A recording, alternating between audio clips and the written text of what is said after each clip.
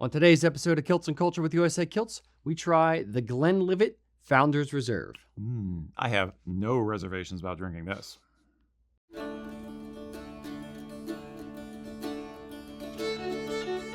The history of the Gallic lands is one of struggle, punctuated by moments of sheer brilliance. Tartan is Scotland's gift to the world, and it is your personal heritage story. Howdy, boys and girls. Welcome to Kilts and Culture. I am Rocky. That's Erik. Yo! Today, special treat from our good friend, Kevin Henderson. So good I had to read his name on the back of the bottle.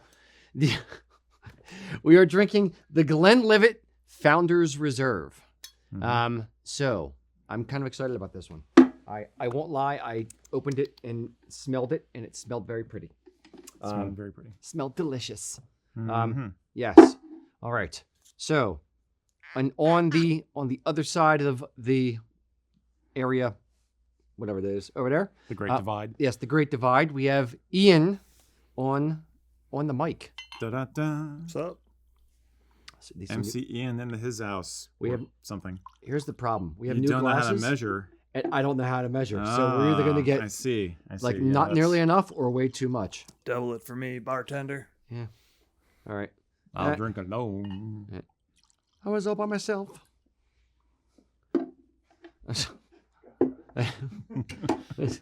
All right. And, it's moist. All right, Ian.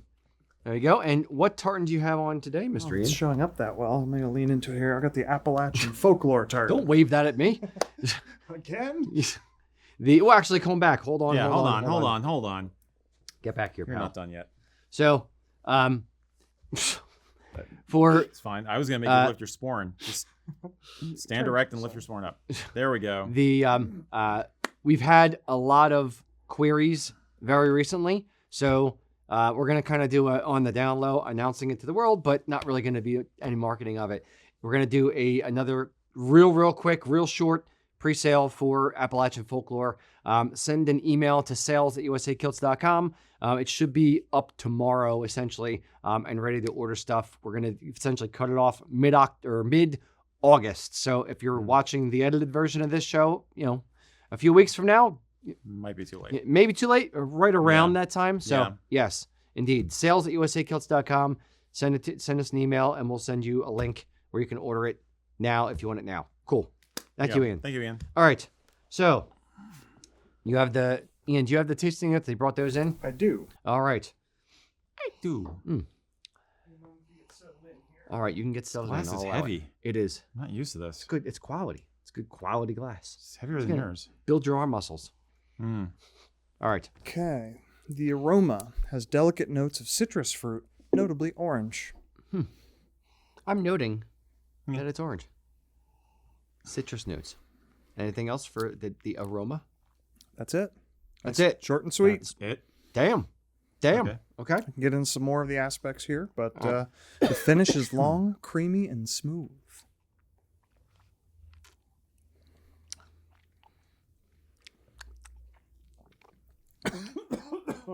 Smooth. No, I would agree with the creamy bit. Yeah. I don't. If you told me a whiskey or a scotch was creamy, I'd be like, that makes no sense unless you literally add cream to it. Yeah. But I buy it. This has got like a little bit of sweetness and a little bit of like viscosity. Like if you drink Yeah, I think like the cream milk is or cream or something. Yeah, the cream it's a mouthfeel thing. Yeah. I'm getting coating. very strong vanilla kind of Yeah. vibe. Okay. Yeah. Getting vanilla. Getting a little bit of vanilla. I'm getting a hint of citrus, not a ton, but a hint. But the vanilla, the creaminess, the cream hits it for me. A little bit of pepper on the back end. They're saying the taste is fruity notes of zesty oranges and pears with a hint of toffee and apples. So they're not saying vanilla, but I kind of agree with you. I feel like it's vanilla. I think that comes from the creaminess too, though. Okay. I'm going home and bake some cookies with this whiskey. Yeah. All right. I'm going to pour a touch. I don't think I necessarily Be need careful. Yeah, I water don't in know it, either, but but I want to pour a touch just to see what for happens. science. A few more notes. We select whiskey from a variety of traditional aged oak casks from Told which you our it's a blend. makers combine with American first fill oak casks that haven't been used to mature whiskey before. The selective use of these casks provides a smooth, creamy sweetness that mingles with the delicate flavors and complex fruity notes already present in the whiskey. and they feel it pairs not well very with fruity to salmon, me. which I The think I also salmon? agree with. Salmon? Yes. Yeah, it's kind of light. It is doesn't have a light. whole lot of. It doesn't have a whole lot of punch any one direction. Yeah. I'd say it's a good one for somebody who hasn't had Scotch before. Literally, you It's a stole good- the it's a word out, good words out of intro. my mouth. It's a good intro yes. whiskey. Yes, Yeah. this would be very good intro whiskey. I have no idea how much this costs. What this one costs. Ian, if It you is could affordable. use the Google machines. As I recall, it is a more affordable one. Okay. So, It's Glenlivet it's Founders nice. Reserve. Yeah, Glenlivet Founders nice. Reserve. Yeah, it's. Mhm. Yeah, like it. I'm like very pleasantly surprised by this. Yeah. Glenlivet's like regular, like 10 or 12 years was my like intro to Scotch. So I Yeah. have to agree with that statement. Yeah, it's not punching any one direction. It's not overpowering in any way. It's very smooth. It's got a good mouthfeel to it. I like it. He's good. Price. I'm seeing a variety of answers to this, everywhere from $30 to $60. Okay. Yeah. 40 was the average I thought I saw. Yeah, so 40, 45 bucks.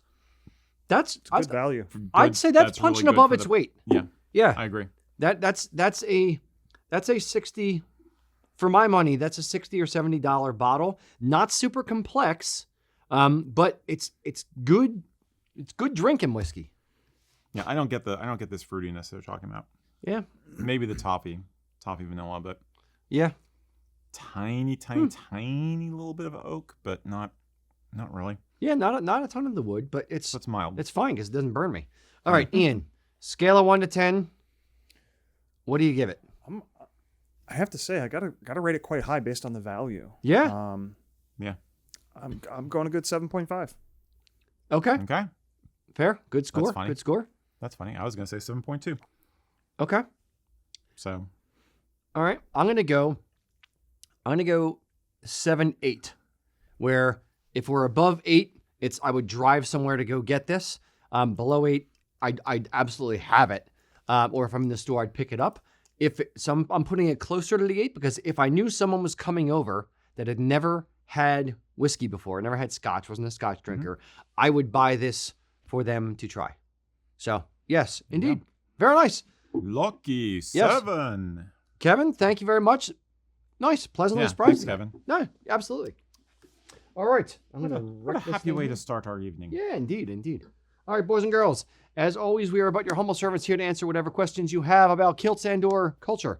So, put those down in the comments. Erik, if you would, while we are waiting for people to throw things in the comments, give me a question. Yeah, you. All right.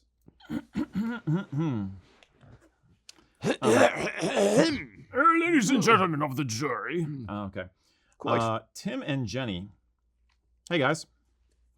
Hope you're doing well. Asked, what is the right way for a woman to wear a kilt and other Highland accessories? For instance, do women wear flashes, or do they ever use a sporran? What about a belt? So, what do women wear? Can they wear? How do they wear it? Da, da, da, da. Diddly. Deedly dee. I think the Highland. fact they asked about the accessories was a little more Yeah. interesting. So it depends on who you're talking to and the kind of context that it's in.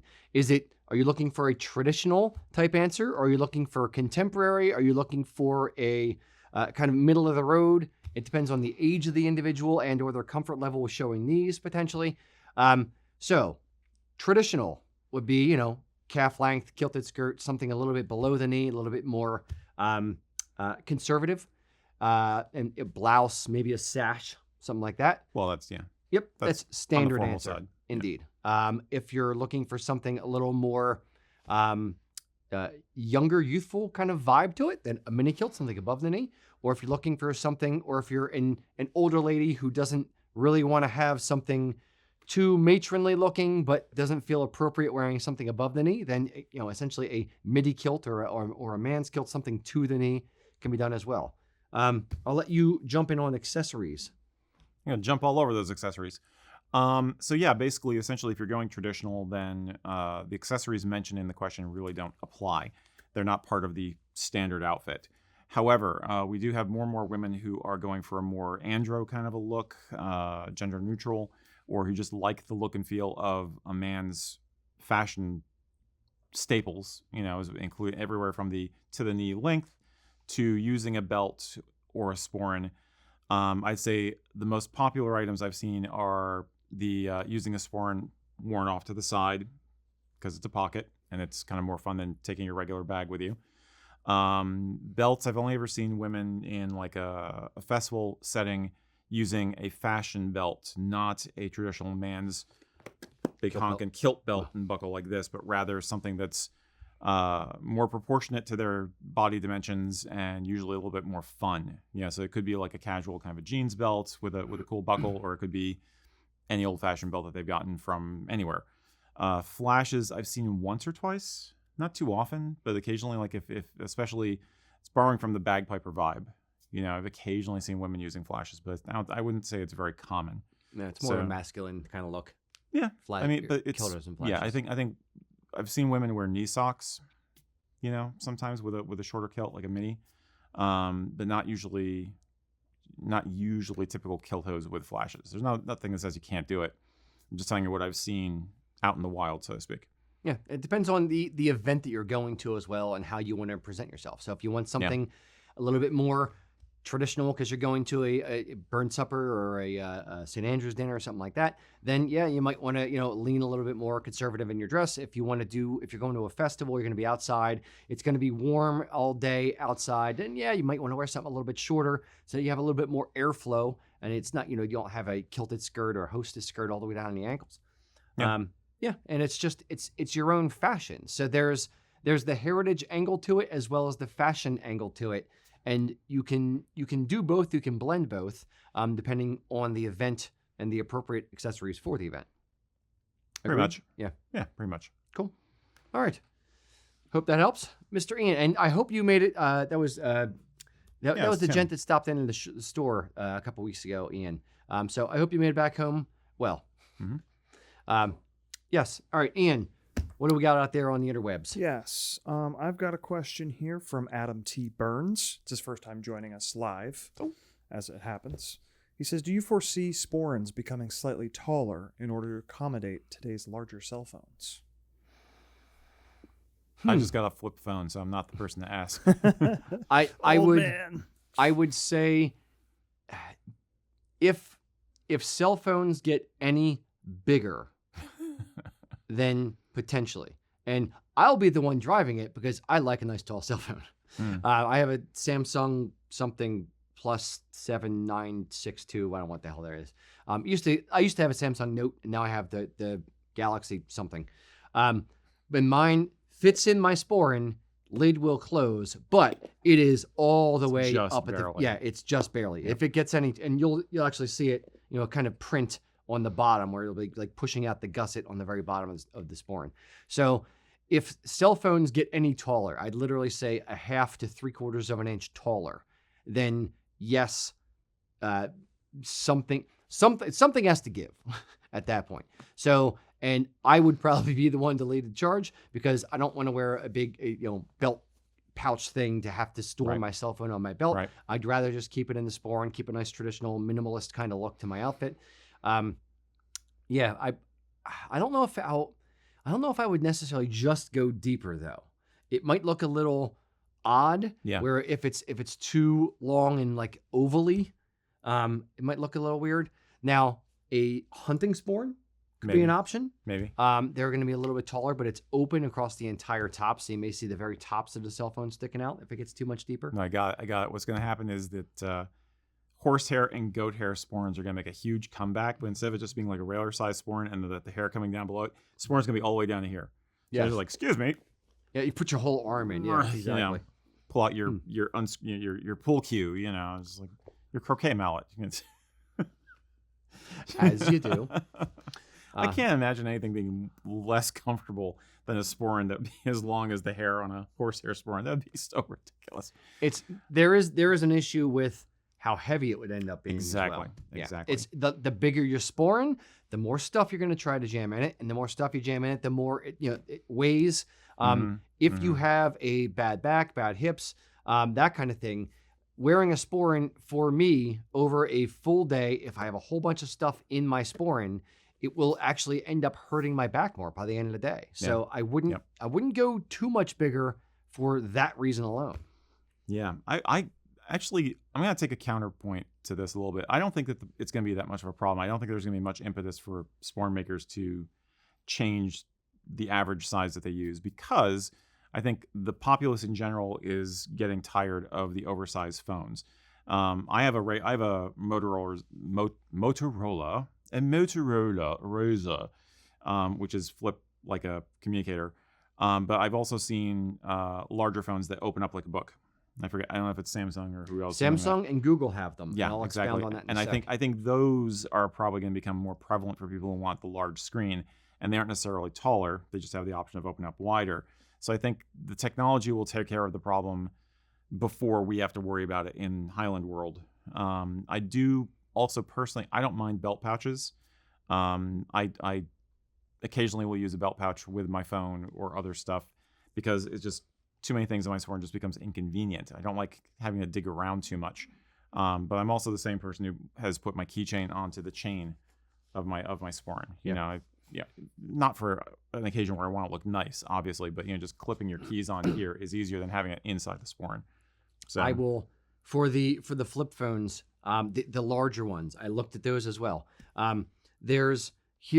Here is the driver of that question in my mind. The Samsung one is just as tall as my phone, but it's only like that wide. It's a skinny, but it's still just as tall. Okay. The Google one is like 3/4 inch or so shorter.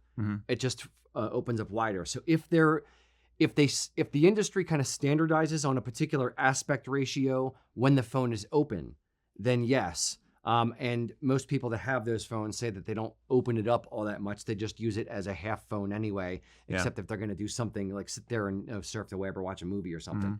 So yeah, it depends on how the technology evolves. I think that's a very good, valid point. It's an interesting thought, and I could see people doing custom solutions if it's something really bothers them with something they specifically themselves own.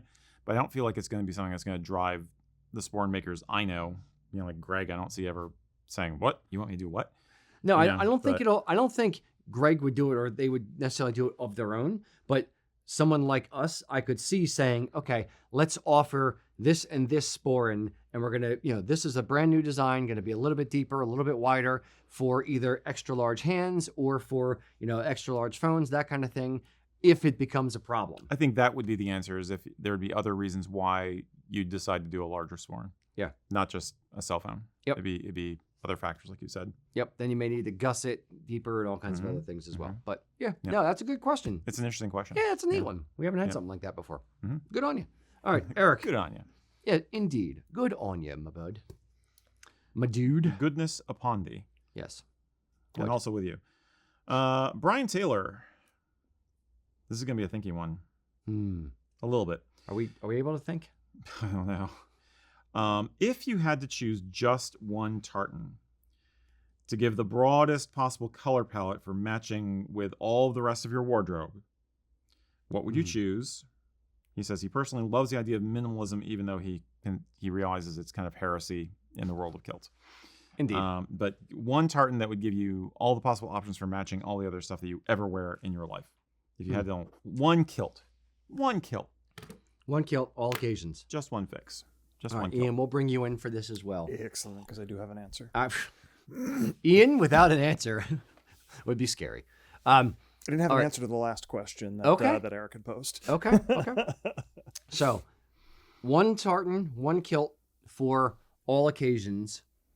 Where would you go with it? I'm going to sound like a shill here, but I honestly believe this answer. It's kilts and culture. I think it goes with so many colors. I'll wear a black shirt with it. I'll wear a maroon shirt with it. Gray and brown both work. I've seen people pair it with a lot of non-traditional colors that aren't found in the tartan at all as well, and seem to pull it off.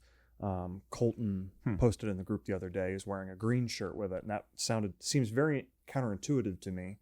It wasn't an amazing match by any means, but it worked well enough. Was it like an olive green or a green green? No, it wasn't bottle green either. It was Kelly green would be the closest, but it was a little brighter than that. Okay.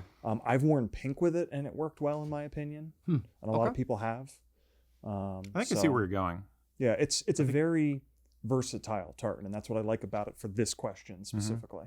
Okay. I think weathered tartans, they're to that point. I think the olive green, like we have like an olive green USA Kilts Lion shirt, and that one works well with Kilts and Culture as well, even though there's no olive in it because it has that neutral sort of earthy, natural kind of color palette. So I like your idea on that, and I think K&C has gold, has a red, has a white, and it has it has enough colors in it that you can pull from it. I think I like that answer, Erik. Yeah, I think that I don't think I can improve on that answer. I have one thought, but yeah, I think because it's like wearing a leather jacket at that point. You know, you have these very subdued earth tones that no color, they're there, but they're not like in your face popping. So you don't have to worry about them clashing. It can fade more easily than I think weathered tartans, and K&C is a good option. I think K&C works better than just a generic weathered tartan too, though, because it has just the right numbers of pop to it. It has that non-traditional red compared to other weathered tartans, and I think that helps it a lot. Non-traditional red. Yeah, a darker, more of a blood red, magenta-ish kind of red versus like this salmon-y kind of pinkish red here. I'd choose Black Watch. Okay. Because A, there's very little color in it to begin with to clash with anything. B, it is so ubiquitous and so famous that it's kind of like the blue jeans of kilts. So you could wear it, you could almost wear it with anything, and people are just like, okay, it's a kilt, and it just kind of registers on that level. It's very subdued, it's very dark. So if you have another color popping on the top half of your body, it's not going to be distracting because there's nothing there to distract with. It's just okay. I see where you're going. I interpreted the question more color palette wise and colorful wise. Although I did that specifically to point out there are other factors at work. Yes, indeed. There are two, and I'm not. There are two that come to mind for me, and I'm not saying them because I designed both of them. The two that I would say are the two that I'd be like, okay, this is going to be, if you're going to match a lot of different stuff, Grand Canyon. You don't know what it looks like yet, but I'm telling you, this is going to match a lot of different stuff. It's a very colorful one. It's the opposite end of the spectrum. It is very much the opposite end of the spectrum from Erik's. No, but the other one because there's so much you can pull out with it. The one that I go to, and there's a lot of different things that go with it, that it's kind of become one of my very, very much go-to tartans, is Nordic Heritage. I love it because there's so much gray in it, and the marled gray makes it kind of neutral, and the blue in it is an icy kind of like neutrally kind of blue. So but it does have a little bit of red, a little bit of gold, a little bit of white. Yeah, it's worked pretty well. Yeah, I like the depth and the contrast to it versus Black Watch, which doesn't have a lot of contrast. Right. I prefer tartans with a little bit more contrast. So that's kind of where I would go. Is probably Nordic Heritage. Unless you don't like blue. It's fair. It's fair unless you don't like blue. The other thing I would point out is for viewers at home. I'd start with what's in your closet. What is your favorite color? What are the colors that you wear on a regular basis? Do you wear all black shirts all the time? Great. Any freaking tartan will do. Do you love the color blue? Do you love the color red? Do you love the color purple? Like if you're a purple guy, you're a freaking purple guy. There's no loving or hate. You either love purple or hate it. So I would start there and then kind of pick a tartan based on that. I would say, okay, this is the colors that I tend to wear the most. What tartan would go best with it, and then work backwards at it. Agree? Disagree? Yeah, Thoughts? I do. I think purple is a good test colors. Like if the tartan looks okay with purple, it's probably going to look better than okay with a lot of other colors. Like I'm trying to imagine Kilts and Culture with a purple shirt right now. I'm like, I guess it's okay. Depends on the purple. If it's like a dark, deep, rich purple, royal purple, like an so to speak. Eggplant. No, if it's something like an eggplant, maybe because it's got a lot of brown and eggplant kind of thing. If it's a really, really light wispy purple, then yes, lavender. That could almost lavender, that could work with it. Yeah. Isle of Skye is another good answer.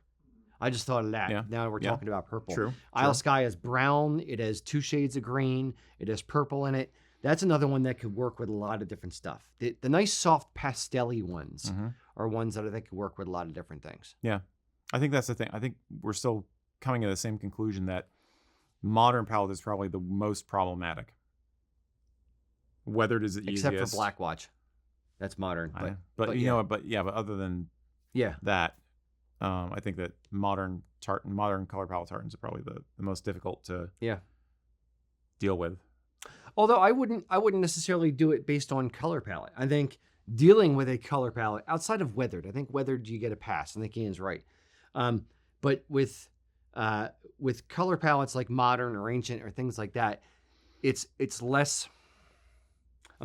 I'm not meaning this in an insulting way at all. It's less interesting versus a color palette, not a non-color palette, a tartan where you're picking a particular shade of green, a particular shade of blue because they work well together, not because it's what's supposed to be done according to the mills.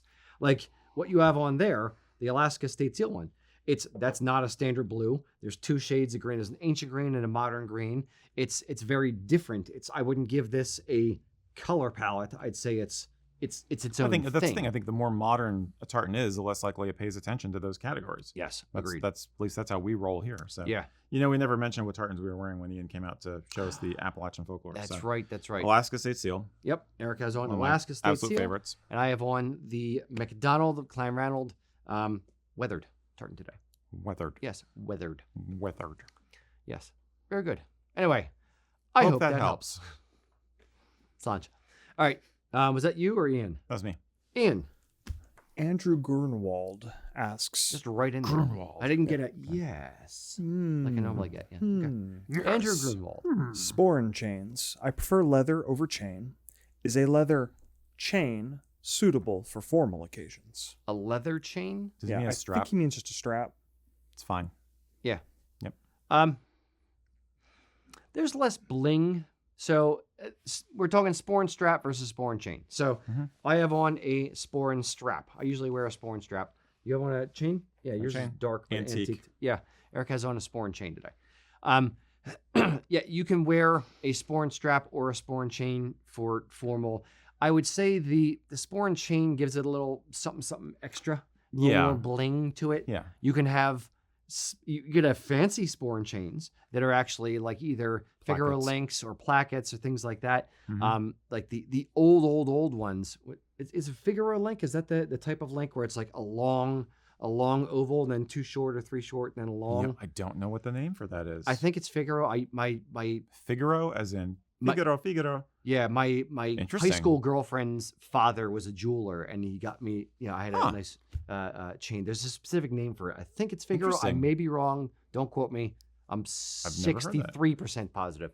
But there's different. Those are cool. Yeah. You don't see them too often. I mean, I do know some trad kilters who scour the internet to find those as antiques. I'm not sure how many of them are being made fresh currently.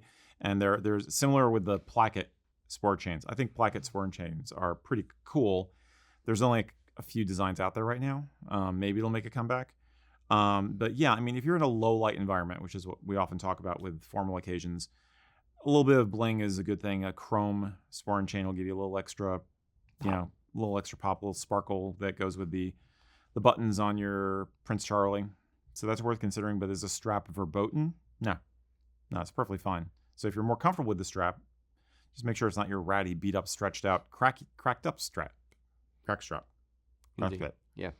Yeah, and also if you're wearing a dress sporran, there's you're not assuming it's a fur dress sporran, not a leather dress sporran. Mhm. You're gonna have chrome or antique on there. You're gonna have fur on the front. You're not really gonna see any of the leather. It's made of, it's Right. leather backing, is leather backed on the very, very back of the sporran, but you're not gonna really see leather unless you have leather tassels or a leather front to it. So in that sense, I would say I would probably go with a sporran chain because you do see metal on it, and then the metal matches it versus a black strap around you. Conversely, you could also reinforce that it doesn't matter because all the attention is going to be going to the metal on the sporran. True. So it doesn't matter what the strap is because all the bling is in the cantle. Good point. Interesting. I wouldn't lose sleep over it. Yeah. Is my point. No, it's either one is fine. For me personally, I'd probably do a sporran chain, but either one is. No one's going to string you up by your toenails just for wearing a leather strap for formal.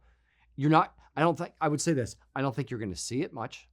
Mhm. I'd say 98% of the people in the room are probably going to have a sporran chain Right. or a fancy sporran chain.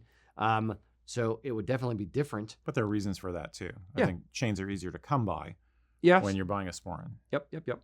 So But it's not the end of the world. So don't lose sleep over it. Put it that way. Yep. Cool. Erik.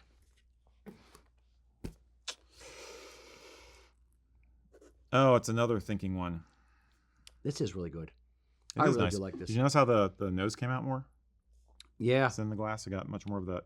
Got more of that toffee thing they were talking about. And it mellowed out a little bit It did. over the It last did. 20 minutes or so. So again, Kevin nice. Henderson. Love you, man. This is freaking good. love you, man. All right. David Barr said, if the Act of Proscription and the Dress Act did not happen after 1746, how do you think things would be different today with kilts and Highland wear in general? Okay. Quick refresher for those who don't know, the Acts of Proscription were basically a series of laws which were imposed upon Scotland, specifically the Highlands, in an attempt to break the morale and the Spirit. and the tribal identity, I would call it, of the Highland clans, to take the wind out of the sails before another uprising happened. Yeah. Basically take their strongest symbol, i.e. tartan, and the kilt, and then say, yeah, you can't do that anymore. If you want to do that, you have to join the British military. Right. So how would it have evolved differently? I would start by saying, okay, so the reason that they put the prescriptions in place was to quell, the spirit of the Highlander. So if they didn't do that, would the symbolism, would the spirit of the Highlander have persisted? So, point one, Mm-hmm. would there have been another uprising? Is the symbol of the kilt, is the symbology of the kilt strong enough? Inside joke. Jerk. Is the symbology of tartan, is the symbolism of the kilt strong enough and powerful enough for people to gather around and say, like, no, we're not done yet? Did that help stamp out the spirit? Would that kindling have relit? So that's a question. And if it did relight, would the Bonnie Prince have died a drunk in a foreign land? So what do you think? We'll start. Or would he have tried again? Would he have? Yeah, would he have tried again? He specifically have tried again. Yeah. My sense is I don't think so. Personally, I don't think so. But that's beside the point to the question in a way. Let me add to it before we go too deep. No, I apologize. I'm going to cut you off in half a second because I realized I didn't say the other thing that was in my brain. So if prescriptions didn't happen and the Black Watch was not sent to watch over, and you didn't have to join the military, and there wasn't as much policing of the Highlands. Let's say they just said, okay, we really killed them at Culloden. We're done. Great. They're trounced. That's it. Us done. Job done. Go home. And the English left, and Scots that were on their side kind of dispersed, and then they kind of let the embers to rekindle. And there was less policing. And I'm going to add the policing to the Prescription Act. Yeah. Then would it have reignited? This is different from this question a little bit, so I don't want to spend too much more time on the tangent. But I'm still going to say I think not, honestly, because I think I'm rusty on this stuff. But I'm going to say that my understanding is that the policing was not very consistent. Correct. Okay. There was definitely some policing, but I think it got pretty spotty pretty quick. I think the economics of the period trounce every other consideration. I think that basically people were, the culture was beaten down, but the economics of the Highlands were always kind of fragile anyway. I think they were more into a survival mode and also a seeking opportunity mode. So I think that now if we're talking like, it's not just the prescriptions, it's almost like if Culloden had never happened, because you have to have the impetus for them imposing a draconian measure like that. Yeah. You know what I mean? But I think that the economics of that time period would have prevented it from happening again. I mean, there was outside foreign support, which I think would have withered. I don't think that the Jacobites would have been able to rally the same kind of support abroad. And I think people were more interested in trying to look out for number one at that point. And you would have had fewer people transported, or you would have had the same number of people transported because that was not related to the prescriptions. But people would be looking for other opportunities. When were the clearances? That's 19th century. Okay. So late 18th through 19th century. It was a broad. What was our earliest date, Adam, when we did the piece? Like 1780s. Some stuff started in the late 1700s, but it really didn't kick off till the early 1800s. Yeah. Okay, because I'm going into the same other factors. So at the same time, the Brits were fighting Americans over here, so they depleted their army to send their army over here, their navy as well, over here to the U.S. So would that have been the opportunity potentially for, if they weren't as weakened? Now, if the clearances are at the same time, then there's that issue. You're right, but if the clearances hadn't happened, then would they say like, okay, this is an opportunity because they're weak, because their soldiers are over there as well, and kind of jump in? But a lot of the soldiers who did go to the colonies were, there was a significant number of Scots too. That's the point. So I mean, so the ones that are on the English side, I don't know, would have been out of the country. Maybe it was a chance for the Bonnie Prince to come back.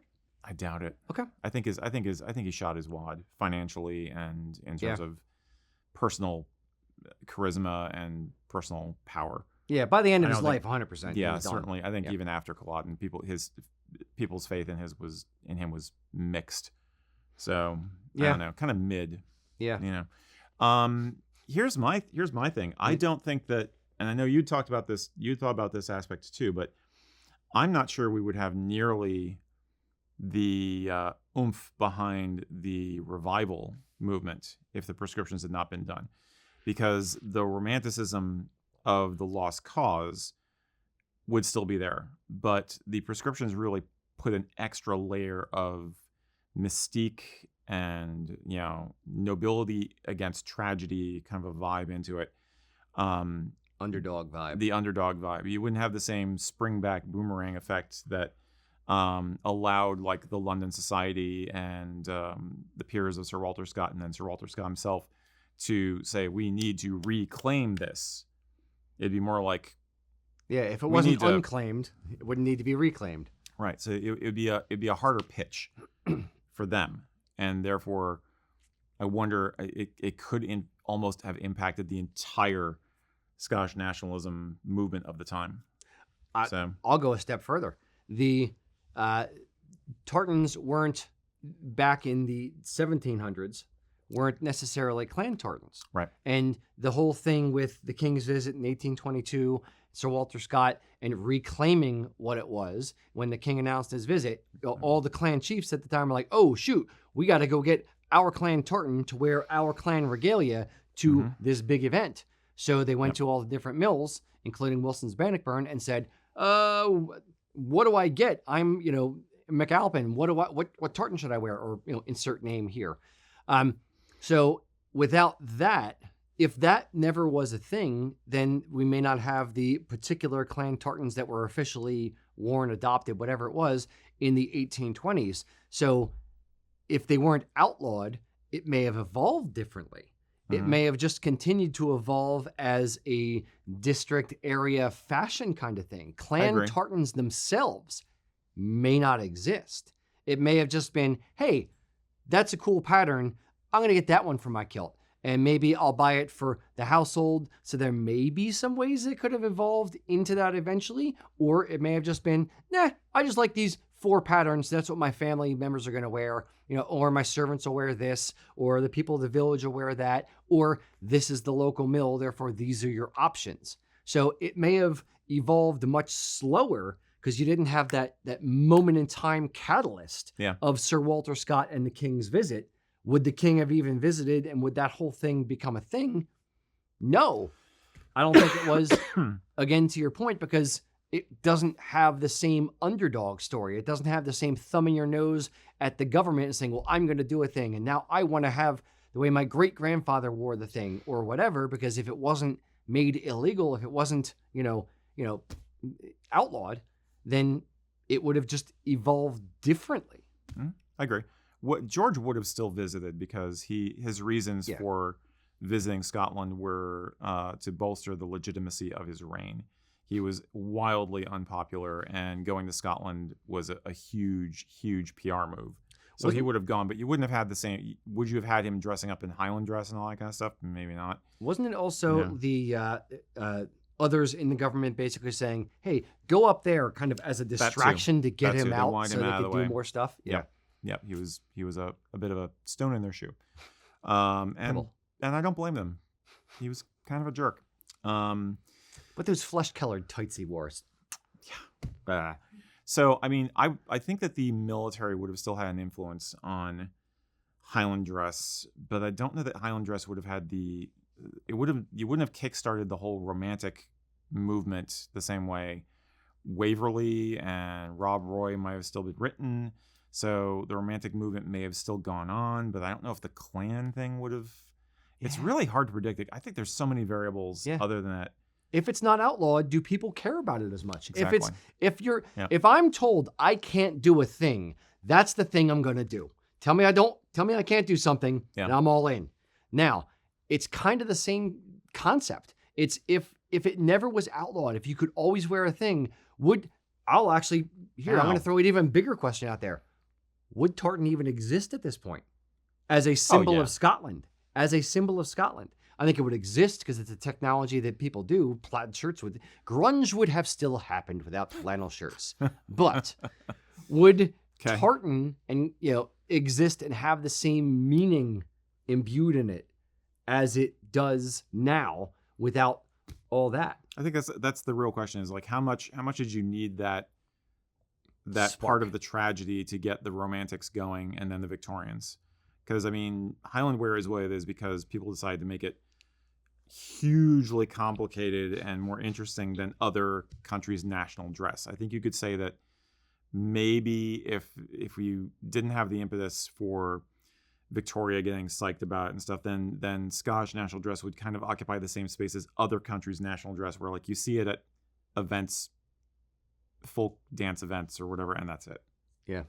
So, but would the tragedy of Culloden and the loss of the rebellion been enough to spur the Romanticism, or how critical were the proscriptions to that mindset? I think is the question. I think it would definitely tipped the scale way in favor of it happening, but how much it did, I'm not completely sure. Yeah. I think our ideas are quite plausible. Yeah. But I don't know. Here's the bigger question. Would we exist as a company? Would this show exist? Well, we'd sell lederhosen. Would you be seeing us right now? We're just a figment of your imagination. What if it never happened? Ian, has there been any interesting comments? How many people are saying we're full of shit? Oh boy, I was not ready for that. Nobody said you were full of shit. Not yet. So Marcel Gomez had an interesting comment here, and I think I potentially agree with him a little bit. He says he thinks kilts would have been less relevant in the lowlands, Orkney, Shetland.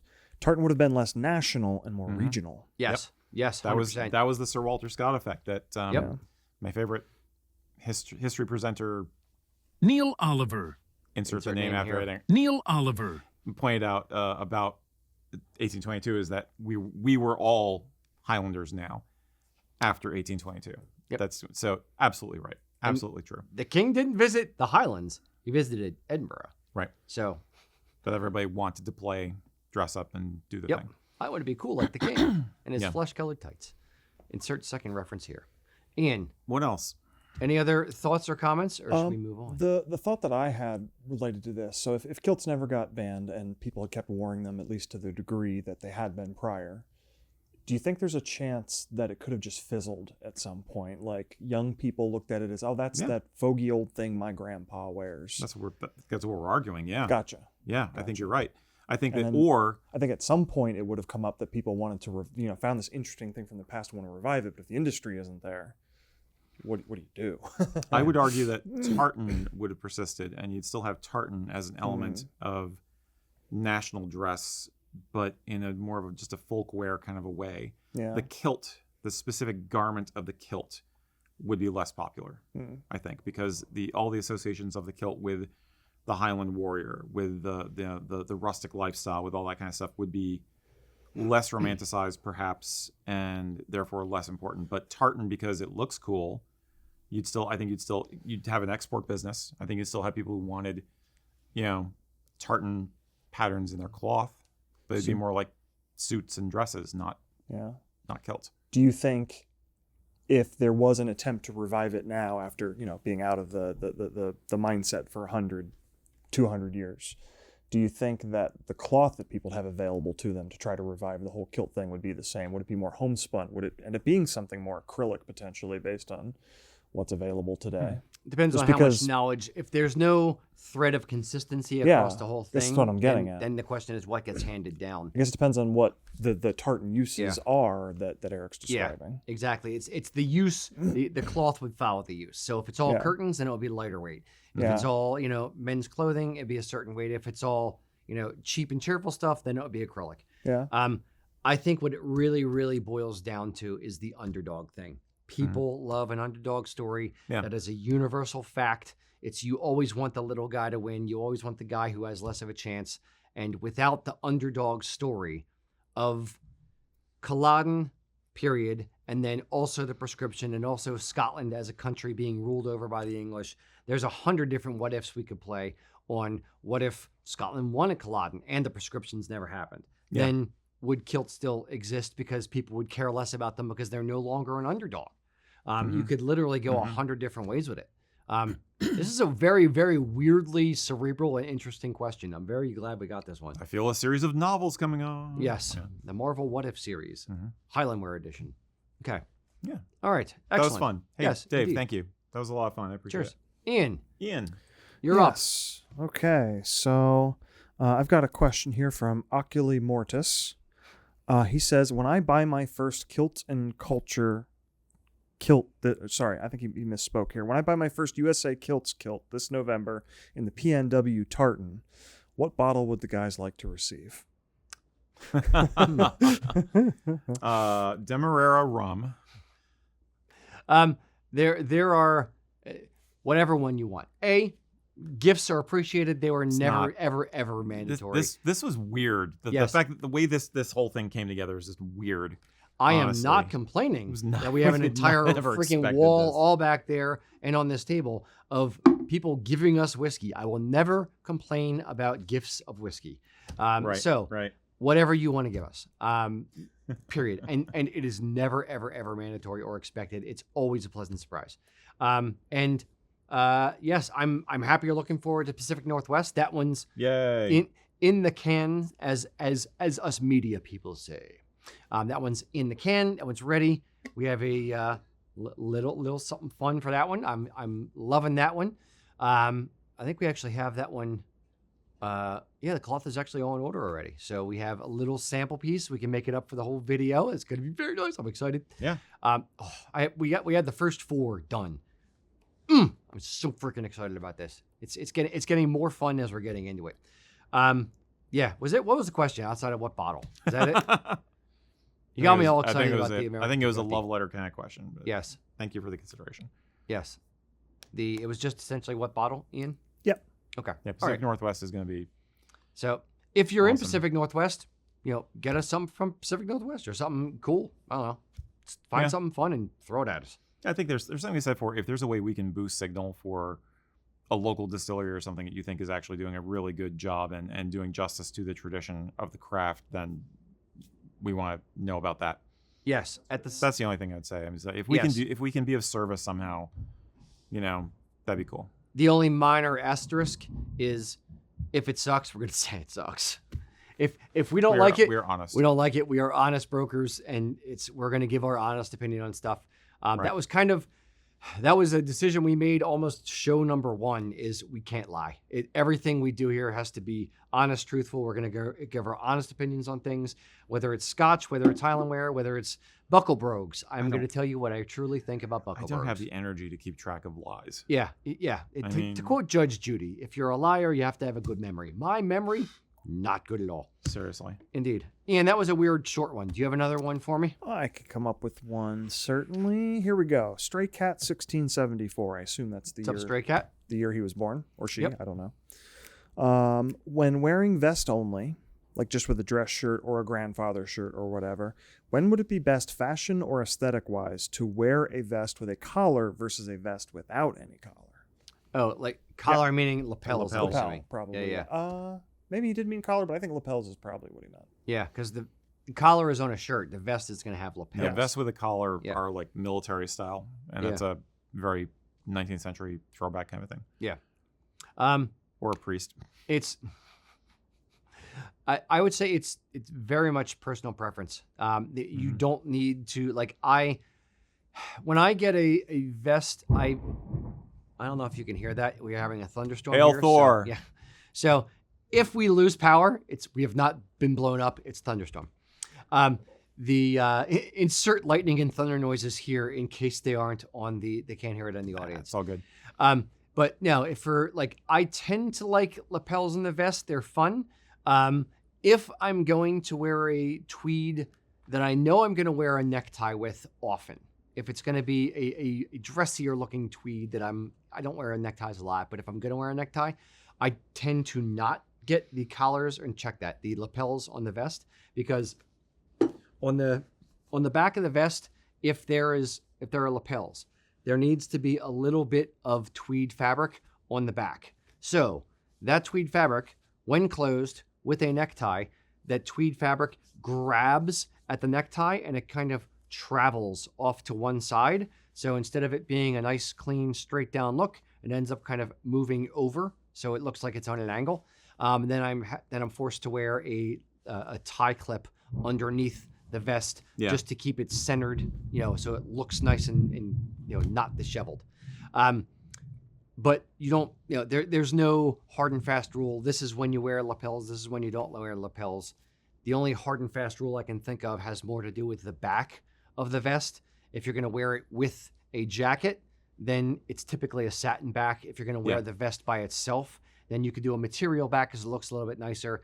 But the material underneath the jacket is another layer of warmth, and you tend to get a little bit hot. And you get that fabric sticking on fabric problem there too. Yep. So yeah, I would say basically lapels on vests, on waistcoats, they've gone in and out of fashion almost on a basis of decades over the years. There's no hard and fast rule about it.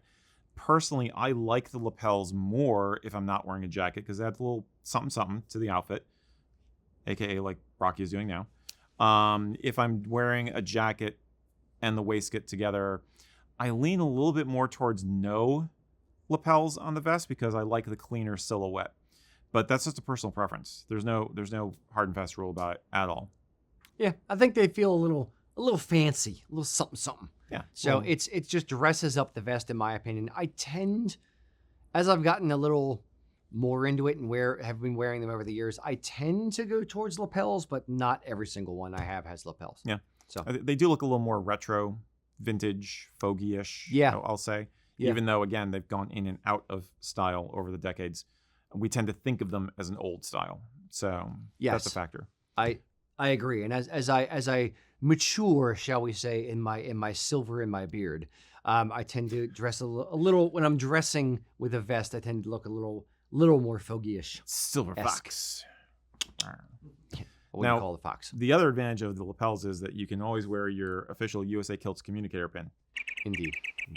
But Beam me up, Erik. beam me up, Adam.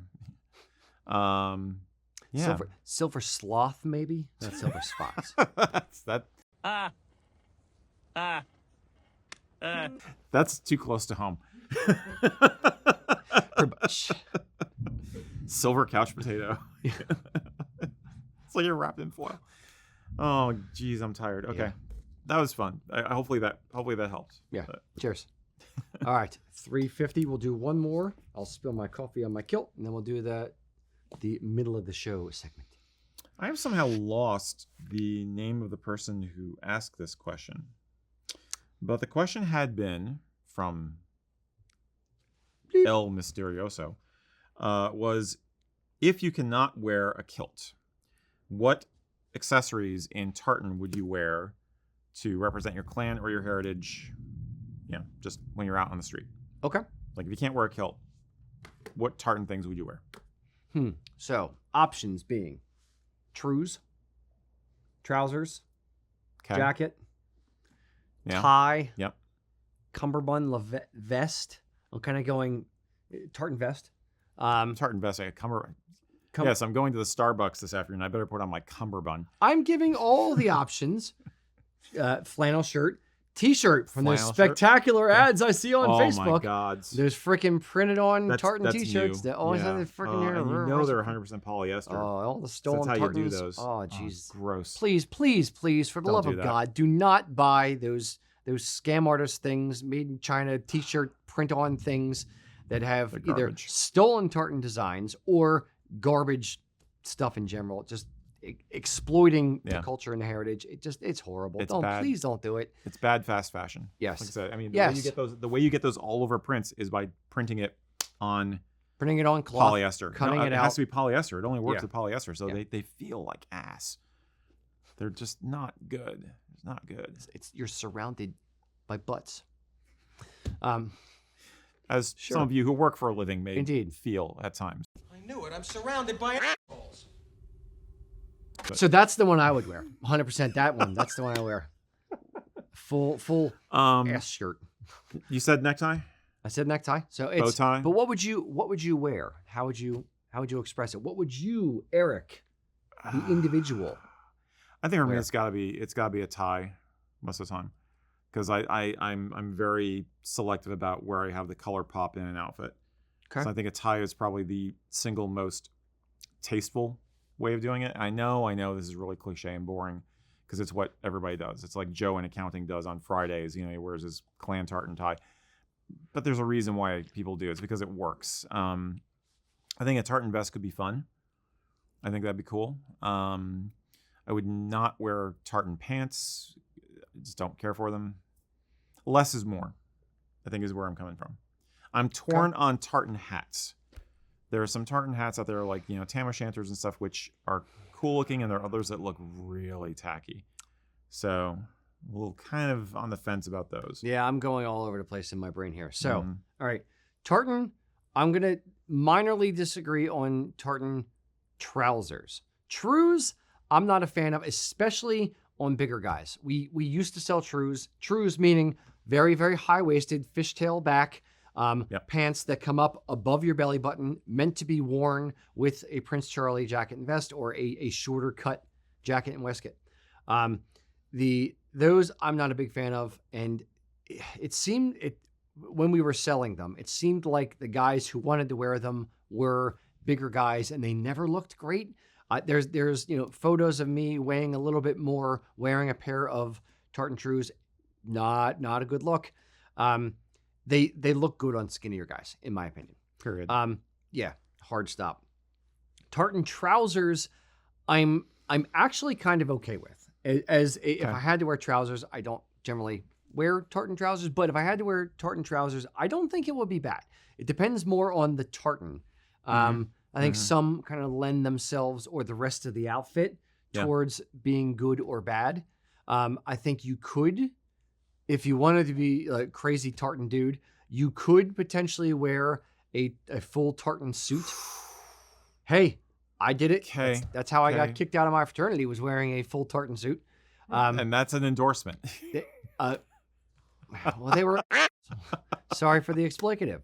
But I wore a Royal Stewart tartan jacket. I still wish I had pictures of that freaking thing. Really wish you had pictures. I love ska in the 90s, baby.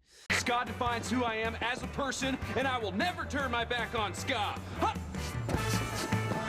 So no, I had a Royal Stewart jacket, pants. That was my only suit that I had, so I had to wear it, and I got kicked out. True story. Tartan But suit.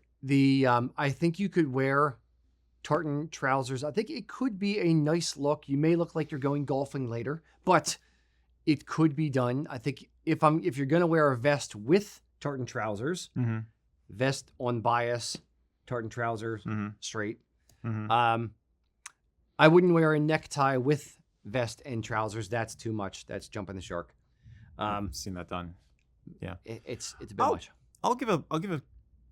First of all, I have actually worn tartan trousers a few times. I had a pair, and we actually did a photo shoot a few years ago, where I did, civilian Saxon, Highland dress kind of style with Stuart Black trousers and tie and tweeds and stuff. But I think you make a really good point about it kind of depends on the tartan specifically. If you just want to look good, if you want to represent your clan, you're probably going to be more drawn to something that's modern or ancient, very recognizable. But in general, the more sedate the tartan, the better. And so I think, and they're more popular now.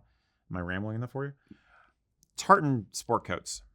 They go in and out of style. I think more younger folks are wearing them right now. It just happens to be in style right now. But I might be okay with that. I don't know if I myself would do it because I'm a Stuart, so I don't know if I'd. There's 100 different Stuart tartans. Well, I know it'd be easy. I just have to, like a Stuart weathered sport coat. Maybe I could. Here, I'm going to go two other directions. One, I could see a tartan vest with a pair of jeans and a dress shirt underneath. Like I have a dress shirt on now, tartan vest and a pair of jeans for a kind of a dressy cash type vibe. We are completely ignoring the 1970s, 80s punk rock, tartan pants, tartan whatever on your jacket, zippers out the wazoo. But those were not clan tartans. Royal Stuart. Now, they did it as a thumb at the monarch. Right. Yes, but... And Blackwatch as a thumb against the military. But you could still do it. Okay. I could still see doing a... So you're going to show up at your clan tent at the festival wearing tartan zipper pants? No. I'm not showing up to that. I'm saying expressing my heritage and my own personal style in my own life, doing a different thing. Now, is it going to be super freaking expensive to get a pair of custom pants made in my own clan tartan and add on mindless zippers to nowhere? Yes, very expensive. Punks can't afford it, but could it be done? Yes. Okay. I think you went off the silly ramp. I don't care. I never understood the zippers. The safety pins I get. You could always use a safety pin for something. So, but the extra ones, I don't know. And you have to hold the patches on, of course, and you can't sew. But the zippers I didn't get. Oh, I knew a guy in college who he took all of his old band shirts and safety pinned them together and make a comforter for his bed. Okay. That was pretty BA. I can't imagine, cozying up, rolling over, and stabbing myself mid-slumber. Didn't care. This guy was hardcore punk. Okay. Serious. It's extra piercings. I'm imagining punks at a clan tent now. It's like, like, it's oi, Gov, touch not the cat but a glove, right? Yeah, come on, let me tell you about your heritage. I mean, sorry. You almost went Cartman there. Like, send me a heritage. Heritage. Respect my heritage. From Cockney to South Park. We do it all here. We're here to entertain. Are you not entertained? Just wear a kilt. Just wear a kilt. No, seriously, what I'm curious what other people think. Yes, obviously. That should be the question of the day. It's as if we have a graphic prepared specifically for this question. Oh my God, there it is.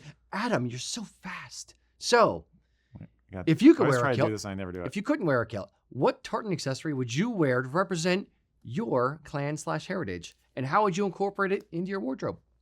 Let us know in the comments. We're going to recap this at the end of the show. Adam, if I go to the last question or Ian, one he is, scream at me. And then we'll recap it by the end of the show. And I want to hear about it later on too. Cool. All right. Since we are at the halfway point, I would like to introduce our Kilt Ambassador of the Month. Hey guys, our ambassador today is author, artist, actor, storyteller, and all-around swell guy, Bob Patterson. Bob hails from beautiful Birmingham, Alabama, where he resides in a 100-year-old converted storefront with his wife of 46 years, Pam, who, by the way, he proposed to back in the 2nd grade. Both are music lovers, and one awesome thing they do in their home is to hold concerts. They regularly bring in artists from around the world who perform in the space for a crowd of about 40 or so locals. Pretty awesome. Now, Bob's career has taken a long and winding road, as he himself puts it. He was a police officer and a detective for over 16 years. And then after that, he owned and operated a tennis retail store. And that in turn led him to traveling the world as a racket technician on the professional tennis tours. Bob and his wife grew up together, and he was always fascinated by Pam's Scottish family. These folks knew their lineage back several generations, with connections to the Muirs, the Finleys, the Davidsons, and many more clans. And they celebrated their Scottish traditions and culture on a regular basis at home. So Bob was actually very amused and touched back when the family gave him the nickname of Sagar, which is apparently a Scottish way of saying somebody who isn't Scottish. He always regretted that he couldn't play along, as it were, since he himself wasn't Scottish. But time makes fools of us all, and in 2015, Bob took a DNA test. Stop me if this sounds familiar. Bob discovered he is 57% Scottish, 19% Irish, and 11% Welsh. Pretty awesome. Bob says he wanted to wear a kilt from the very first time he attended a Scottish Highland festival, that being Stone Mountain, Georgia, back in 1985. He was at first intimidated by his seeming lack of ancestral connection, but that DNA test cinched it for him. He stoked up his courage and he bought a Muir ancient tartan kilt. He says, "I now wear a kilt most every day. I'm even known as the kilted downtowner. I work them into my wardrobe, utilizing my favorite designers." Bob's advice to kilt newbies is pretty straightforward. Don't overthink it or worry too much like he did back in the day.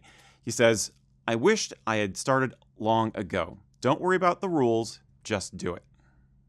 And that makes perfect sense to me. We're all on our own individual journeys with this stuff, and there's more than one way to skin a kilt.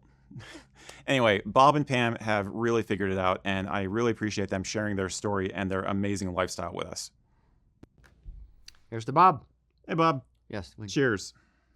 Sludge. Slange. Indeed. Now we gotta get an invite to his next concert. Yeah. Very interesting Actually. dude. Very interesting dude. And that is just the tip of the iceberg. He does a lot of other stuff too, including some Author, voice acting, yeah. if I'm not mistaken. Voice So, acting, author, all around pretty Yep. cool guy. Yeah. Very Yeah. interesting. Mhm. Very, very, very deep life. A lot of different type of experiences. Just a lot of fun. Yeah. Yep. Indeed. Which is what we're about here. Yes. Do the life thing. Kilts are all about like doing the life thing and making your life an adventure on your own terms. Yeah, it's part of it. That's what I like to say. Yeah, indeed. So, cheers. Okay. All right, was that Ian? Or, no, you were the that last was one. me. So now it's Ian. Ian. And Yeah. by the way, Hi, if you Ian. need a Hola. if you need any breath mints or anything for your cough, let me know. Okay. I Thank thought you you. were worried he was offending the other team members. No. Mhm. The other chairs. Here's actually Ian, what do we got coming out there on the interwebs?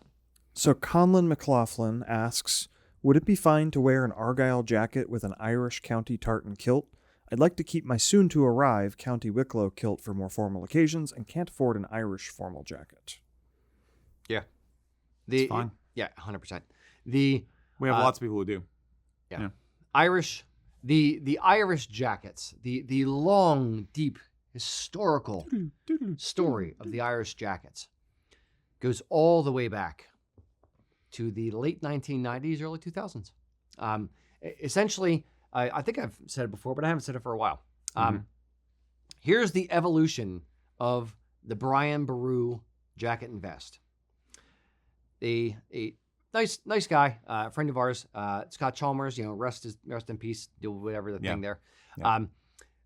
He has owned the company Gaelic Themes, and back in the 90s, or late 90s, early 2000s, he wanted to update the Prince Charlie jacket and vest. He wanted to give it a shawl collar, wanted to have a chain across the front, wanted a nice new contemporary kind of look for the Prince Charlie because it's an old style. It started in the 1920s, so he's figured it's time for a refresh. I got this. So he designed essentially what is now known as the Brian Boru. He went to a bunch of different companies in Scotland, went to the companies to buy stuff for him for rental or for hire, and said like, hey, we've contemporized the Prince Charlie. What do you think of this jacket? And they said, oh, it's beautiful. And he said, great. Pull out the old order pad. How many I could have put you down for? None, because we already have an entire inventory of Prince Charlie's and we don't want to change it all over. So he said, didn't think about that. All right. So essentially the design of the Brian Boru, what's now called the Brian Boru, was just too good to throw away. Frankly, speaking honestly, it's a nicely designed jacket. It's a nice contemporary look. I like it better. Yeah. So Scott said, I don't want to just, throw this away. We got to do something with it. And that was when the Irish Tartans were coming into their own. It was after the movie Braveheart, and all the Irish people wanted jackets and wanted Irish Highland wear as well. So he basically said, okay, let's put heart buttons on this. Let's call it a Brian Boru as opposed to a Prince Charlie. And we're going to make this the Irish formal jacket. So it's not steeped in, thousands of years of history as some people might think it is. It's just a twist on a Scottish thing to give it an Irish angle. In the same way that the Kilkenny jacket and vest is just a twist on an Argyll jacket and vest to give it an Irish angle. Mm-hmm. The Kilkenny kind of started off in bottle green to be even more, on the nose Irish looking. But not many people love the green jacket. No. So they ended up, a lot of people just said, on the nose. Look, I just want a black jacket, but with the Irish appointments and make it a little bit different than the Argyll. So no, you're not doing anything wrong. There are hundreds and hundreds and hundreds of people who have Argyll jackets with Irish tartans. It is 100% fine. Or PCs. Yeah, or Prince Charlie's / Brian Boru's. Yeah. Yeah. Any other insight? Not really. I mean, if you're trying to get something that will just be serviceable for formal occasions, then don't worry about it. I mean, there's other things you do for customizations, but don't worry about it. Just enjoy it. I'd also point out that there are a lot of other accessories that you can express your Irish heritage within. There are now in the market in Highland wear since the early 2000s, late 90s. There's definitely an Irish angle to stuff, a Welsh angle to stuff, where people are trying to make it more of a pan-Celtic garment than it is just Scottish. So unfortunately, the way a lot of it has kind of evolved over time was, look, we want to make this Irish, so let's take this Scottish sporran and whack a shamrock on it. We're going to call that Irish. We're going to whack a Masonic symbol on it. We're going to call it Masonic. We're going to whack a Welsh dragon on it. We're going to call it Welsh. But they haven't really innovated at all. They haven't done anything different. It just looks like an A plus B equals C type thing. So there are a few companies that have done a more of a service to Irish customers. Mm-hmm. Glenlivet has some nice buckles and things like that it's not just whacking a shamrock on. We in our Irish accessories have really tried to start from scratch with a particular market segment, i.e. Irish, people of Irish heritage in mind, and design something around that, not just take an existing design, throw a shamrock on it and say, look guys, it's Irish, it's green, haha. So it's it's very patronizing, yes. Yeah. And that's how I kind of felt about it. And that's why we jumped into it the way that we did. Yeah. So there are some interesting Irish, we're not the only ones. There are other companies that sell some interesting Irish accessories, but there are other more economical ways to get into, to express your Irish heritage in your outfit without saying like, I need a full Irish jacket. If you have an Argyll, wear that. Maybe if you have a little bit of scratch, maybe an Irish sporran. If you have only a tiny bit of scratch, maybe a kilt pin or a belt buckle or something like that. But there are other ways to express it, not just the jacket and the main parts of the outfit. Indeed. Cheers. That was Ian? That was Ian. Erik. Okay. Richard Whittington. I gotta stop doing that. I'm sorry, it's annoying. Blow out Kristen. The mic over there for Kristen. Yeah, for Bob. Sorry, Steve. Yeah. We have a new member of the team on here today. It's Kristen, who you'll catch glimpses of her now on our TikToks. Hopefully you are all following us on TikTok because we do some fun stuff over there. Different content than we do elsewhere. And she's our TikTok person. So, and today she's the audio person, so we're torturing her. Richard asks, what do you think being part of a clan means in the 21st century? Being part of a Being clan. part of a clan So society. what does it mean to be part of a He clan? says a clan, but I think you say clan or clan society. Okay. You know, kind of differentiate a vague sense of connection versus a specific official member with paying dues. Yes. So clan back then Right. versus clan now. So Mhm. then something very, very different. Living on land, fealty to the chief versus today. Now, Right. today, if I'm part of a clan society or Right now. yes, does that mean I can be, asked to join his militia and defend my clan chief's land in Scotland? Sorry, my Saturday's booked. He could ask. He can ask. He can ask all he wants. I would go a little bit more thoughts of evolution on it. What does it mean to be part of a clan today? Would be, what does it mean to connect with your heritage, to connect with a broader family, to connect with your kin, either known or unknown, or when you go to a clan tent and want to have an experience with members who have a similar background or a similar history or a similar upbringing in culture, or with a specific spotlight on a particular kind of culture as they're coming up. It's more about finding your tribe today and people who like the same stuff as you, versus defending your clan chief. It's the thread of tradition that runs through it, but I would say it's evolved over time. Kind of. Erik, Yeah. I mean, he I don't- froze. I don't think that being a member of a clan society or identifying as a member of a Highland clan, Scottish clan, what have you, or an Irish family for that matter, is much different in the 21st century than it was in the 20th, or even to a degree the latter half of the 19th. There are not the brass tacks, physical, material kind of obligations or structures, in place for this stuff. It's about all the feels. It's about the identity. It's about the heritage. It's about the Personal experience. And a sense of family by choice, in a sense, because you're not very strictly blood related. Really not. I mean, we're talking about generations upon generations, but still, it's that wanting to be part of something that is greater than yourself. And I think that it's also about feeling a connection to something which, in your purview, is more timeless. So 20th, 21st century, 22nd century, that's all beyond the point. The point is that this is a structure that has existed for, in a sense, time immemorial. In some ways, we've made a bigger deal out of it than they did back then. In some ways, we don't make a big deal of it at all because we're not in a feudal society. So it's about being a part of something that is not contingent upon your current circumstances of living, current technology, what the rest of the world is telling you. It is a little nugget of timeless core culture that you can feel connected to and feel good about yourself as a result. You're more than just going to your 9-to-5 job. You're more than just the person who fills out the forms for your insurance or has an auto loan or anything. You're part of a lineage. You're part of an identity. It's totally about the feels. It is also about finding connections. It's a lever for finding connections, which can also broaden your experiences, or even build kinship with people, like just like being a part of a fraternal organization.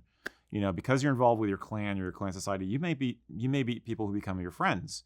Family by choice, like I said, and you may find situations where you are helping each other, because the bottom line of the clan as a structure was that it was a way of formally saying, I got your back.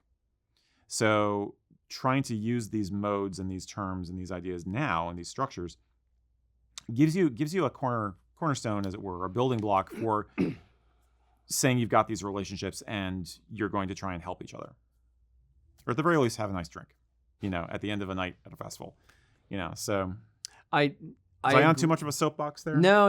I'm gonna crawl on top of your shoulders on that same soapbox. Sounds uncomfortable. Not in a kilt though. Ooh. I would say I like your idea of being part of a larger story, and it's giving more gravitas to your family's story. It's not saying your story starts with you. It's saying your story has a longer heritage, a longer beginning, an earlier beginning than just you. You are the culmination of hundreds of years of family history. And it is incumbent upon you to take that torch and carry it forward to the next generation and to teach them about your family's history. And that includes clan history, and that includes your cultural history and your cultural heritage. So it's taking that torch and moving it forward and not letting it drop. And then in also, going to the other side of it, it's not just about you as a person, it's about the community that you're building.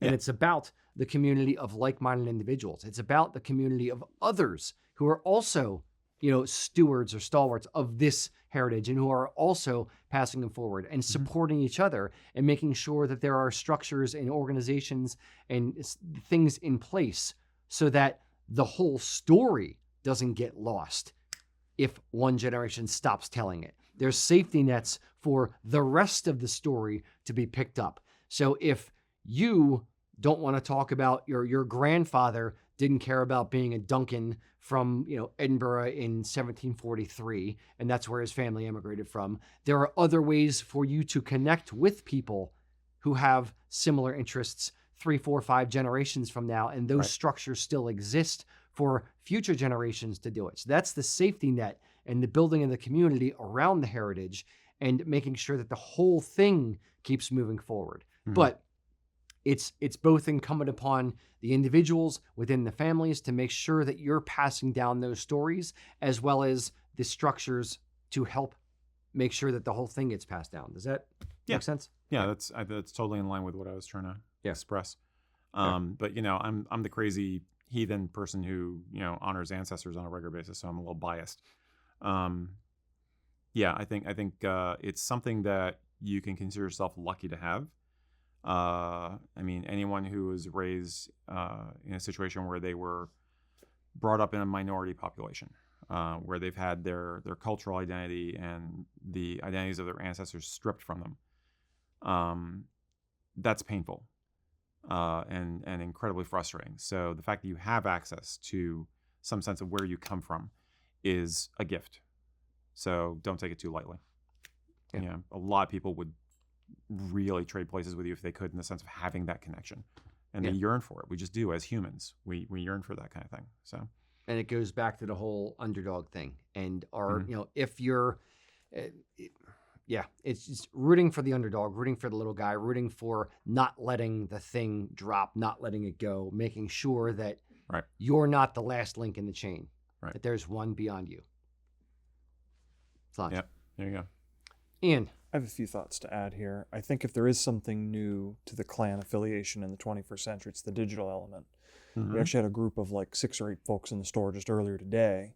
Only one person was really interested in purchasing anything because this wasn't what the group was about, but they all met through TikTok and other social media forums and came from all over the country to get together for a trip. I think based around motorcycle interest. I didn't talk with them a bunch, but I think there's a lot of examples like that, whether it's motorcycles or D&D or interest in a particular national dress, that people come together online and it becomes something more. And I think that's true for the clan societies. You might join a Clan MacDonald Facebook page, but that turns into connecting with the Clan MacDonald through their website, paying dues, maybe having access to products that aren't generally available at commercial sources, which is true for some of the smaller clans. I don't know that MacDonald counts as a smaller clan, but some of the smaller clans do that. And then it culminates in meeting up with folks, whether it's planning some trip together, just going to the Highland Games and manning the tent.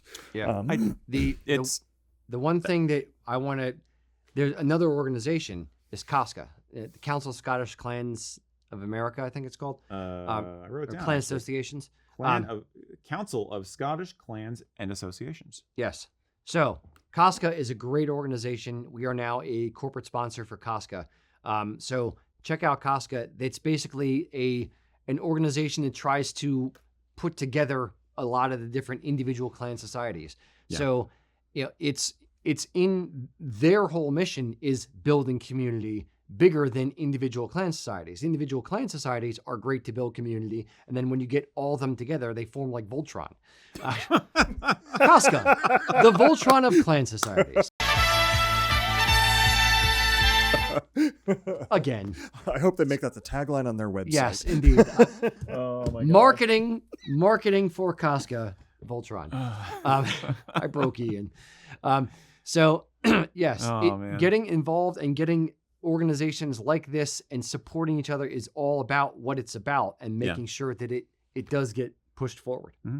I think to your point, Ian, I don't think it's vastly different from how it's always been done. It's just a lot easier and a lot faster. And easier for people disparate locations Right. to meet up. You see, as a member of the SCA, I remember the days when you got paper news booklets every month. Zines. You know, with articles and the calendar events and officer lists and contact information, and you got that in the mail, and you look for it, and it's like, oh, cool, you know. So it was a lot slower, but we did do it. Yeah. We're back in my day. I was waiting for that quote to come out. No, technology, the interwebs have 100% made this 1,000 times easier. The dissemination of information. I remember if you missed a particular show, you didn't get the flyers for the next 4 upcoming shows. Right. So you were out of the loop. So unless you had someone that was at the show that you're friends with, you didn't know. So technology is 100% a double-edged sword. It's horrible in so many ways, but at the same time, it allows communities of like-minded individuals to find their own niche. You're not alone. You're not looking for, you're not searching around in the dark for the one other guy in town who happens to be a Campbell. You're connected with Campbells all over the U.S. or or MacIvers all over the. You're connected. It's so much easier to find these things now than it was back in the 90s or even before then. So, which means you got no excuse. Exactly. Get out there. Yeah. Interact with your clan. Come on, Gen Z. Back in my day, we had Start to a Discord server. We had to walk uphill both ways to the festival. We drank our whiskey out of shoes and we were happy. Exactly. That's the Germans. Yes. All right. Enough of this debauchery. I'm all psyched up now. Was that you or was that Ian? That was me. You. Ian. So we've got a question here Raring to go. Heiner Rivera. He's the one who gave us the rum that we drank. I hope Puerto Rico's treating you well, Heiner. Great guy. Yes, he is. So he wants to know, are dress sporrans only for Prince Charlie level of dress, or can they be used with a tweed? I know what we say, and I know what people actually do. I tried it. Yeah. I've softened on it a bit. I have as well. Depending on the type of dress sporran. Now, if it is a chrome, ostentatious, over the top, fancy freaking doodads dress sporran, if it is the fanciest of dress sporrans, like then the goat hair. With the goat gold, hair. With the gold appointments. Yeah. Yeah, I would say if it's a gold cantle, it's really kind of fancy. If it's chrome, it's even still kind of fancy. Fur, it's still typically fancy. Here are my asterisks to this. So, like, traditionally speaking, yes, a dress sporran is for formal, period. After 6. My asterisks. Asterisks. Astrakai?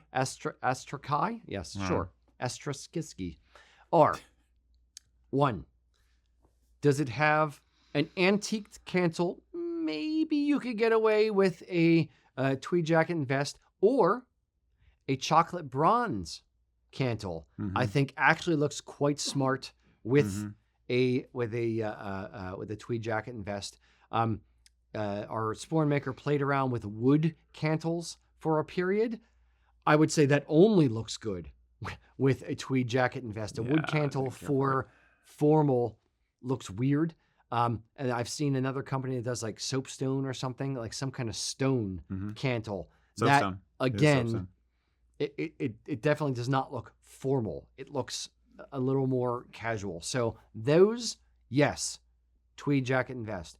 For if it is a leather dress sporran, meaning it's not fur on the front, it's leather tassels, but it still has a cantle, then yeah, I think you could probably get away with that for a tweed jacket and vest as well. Erik.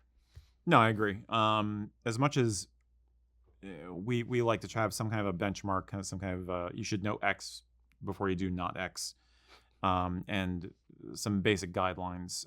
I see people break the rule all the time. I see photographs of clan chiefs out in tweeds with a full dress sporran, fox fur dress sporran at the games and stuff. Or weddings in Scotland now. Just people do what they're gonna do these days. I think from a taste standpoint, I still think that it's better to save the fancy stuff for the evening. But to that, I don't feel like a chocolate bronze cantle is formal enough.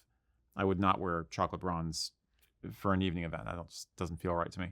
But yeah, you can get away with a lot in terms of the antique and more sedate pelt, like a bovine pelt or plain leather. If you're talking fox or something like that, then it's a bit ostentatious. It's a little bit off. It's funny because what we consider dress sporrans now did evolve out of things which people would wear at other times of the day. The idea of only saving them for special occasions or evening occasions is a little more modern than you might think. I mean, if you look at people in 19th century, my favorite people, the Victorians, you'll see guys in very beautiful goat hair. Goat hair, especially goat hair was popular with obviously silver cantle and such. Again, with the fancy placketed chains, and they're wearing it with tweeds. Yeah. So it's fashion is cyclical, and even in this way, it's kind of cyclical. You're right. A good point.